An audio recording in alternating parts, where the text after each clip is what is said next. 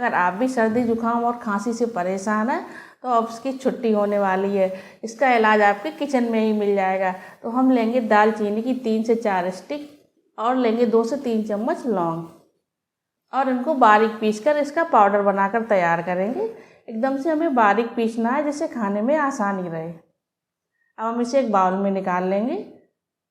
तो जब भी हमें खाना हो तो आधा चम्मच पाउडर एक बाउल में लेंगे, 1 चम्मच उसमें शहद मिक्स करेंगे और इसे 2 से 3 बार दिन में लेना है। जितना भी जमा हुआ बलगम कफ है वो बिल्कुल सही हो जाएगा। सर्दी जुकाम से आपको बहुत जल्दी आराम मिलेगी। तो